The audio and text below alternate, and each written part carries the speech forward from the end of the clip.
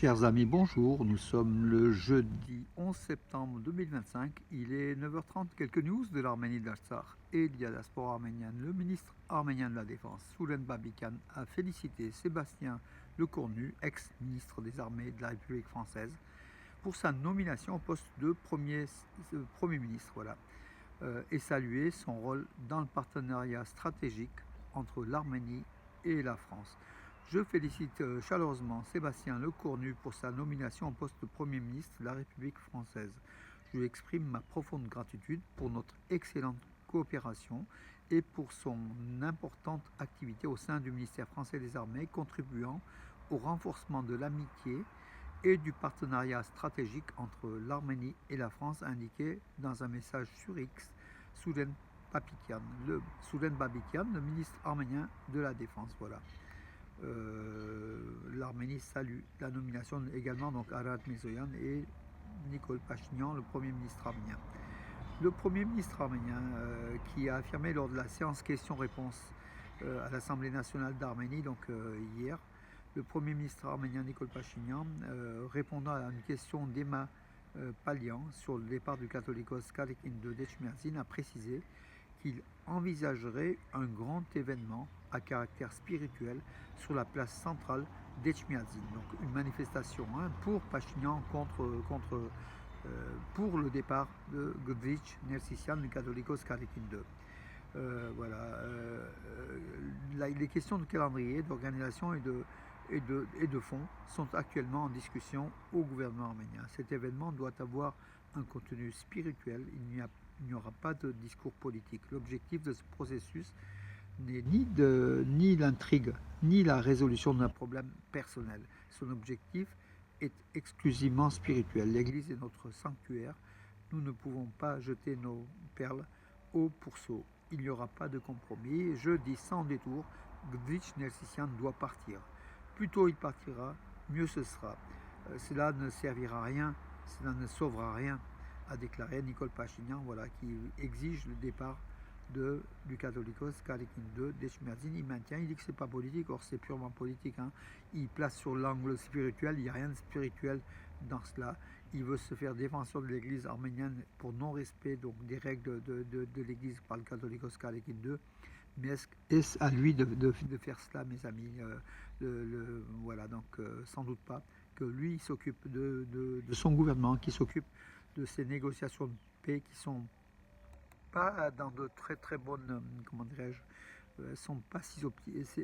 Enfin, ni Arat Mirzoyan ni Pachinian sont un peu moins optimistes qu'hier, après la signature du traité de pré-accord de paix, le protocole du 8 août dernier.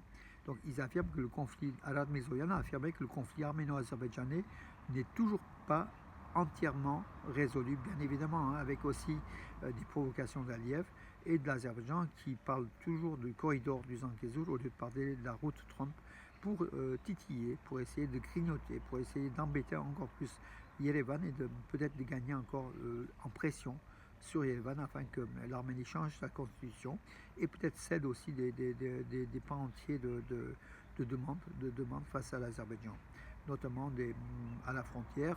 Les enclaves, on n'en parle pas. Les prisonniers politico-militaires des dirigeants donc, de la République du Haut-Karabakh, les 23 prisonniers de guerre illégalement enfermés et jugés à Bakou. Il n'en a pas été question, encore une fois, dans ce gouvernement Pachinian. Or, Trump a promis de tout faire pour les faire libérer. On ne voit rien venir, mes amis. Que des promesses de Gascon, a priori, jusqu'à présent. Le Premier ministre arménien, donc Nikol Pachinian, qui affirme qu'il existe des forces qui veulent faire échouer la paix établie. Donc ces forces qui veulent faire échouer la paix établie, peut-être c'est la Russie derrière, peut-être c'est l'Azerbaïdjan, peut-être c'est la Turquie, peut-être c'est l'opposition arménienne. On peut douter de tout, mes amis. Voilà. D'après Nikol Pachinian. Et il est vrai que la paix entre l'Arménie et l'Azerbaïdjan, on ne voit pas venir de sitôt en tout cas. Arat Mirzoyan d'ailleurs, il a affirmé que tout ça, c'est une question avec toute la politique mise en place anti-arménienne par l'Azerbaïdjan. Il faut encore du temps pour que le peuple de l'Azerbaïdjan soit aussi, comment dirais-je, prêt réellement à cette phase de paix.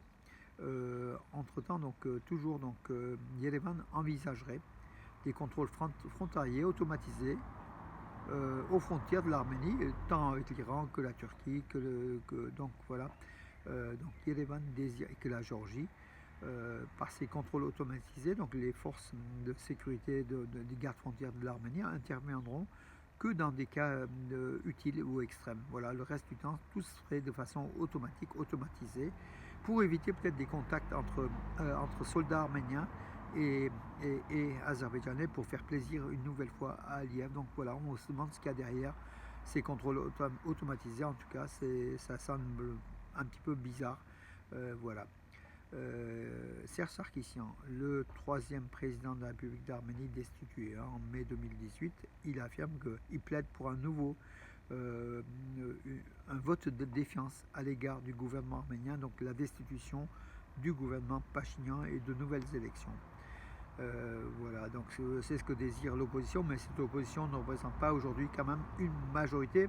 Peut-être que Samuel Karapetyan, depuis sa prison, il a fait créer un parti politique arménien.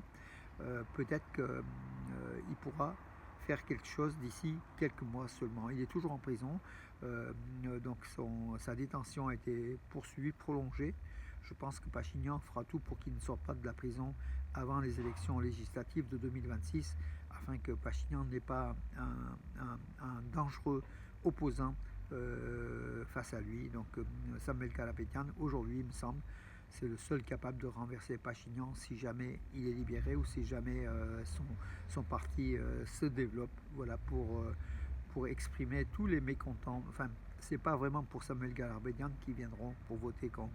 C'est en fait plutôt des votes contre Pachinian, plutôt que pour l'opposition. L'opposition n'est pas très aimée, vous le savez, mais Pachinian n'est pas aimé non plus. Donc du coup, tous ceux qui voteront pour l'opposition à Pachinian voteront un vote de sanction au gouvernement Pachinian, parce que l'Arménie a une grande majorité, ne croit pas au traité de paix, ne croit pas à cette route Trump du Sud, que les Azerbaïdjanais nomment toujours corridor, également la Turquie. L'Arménie ne croit pas à l'ouverture de la frontière arméno-turque, une grande majorité. Hein. Voilà, donc aussi aujourd'hui, s'il y a des élections, peut-être Pachinian gagnerait, parce que l'opposition n'est pas encore organisée autour de Samuel Karapetyan, mais dans quelques mois, ça sera sans doute le cas. Voilà donc aussi le danger que Pachinian, comment dirais-je, sent. Il pourrait d'ailleurs précipiter ces élections, hein, des élections anticipées aujourd'hui. Il gagnerait plus que des élections réelles en 2026. Je crois que c'est au mois de juin 2026. Voilà, d'ici d'ici 9-10 mois. Voilà mes amis, les informations d'aujourd'hui. Je vous donne rendez-vous à demain, et je vous souhaite une bonne journée avec ce beau ciel, mes amis, ce beau ciel encore. Profitons-en, mes amis. Bonne journée.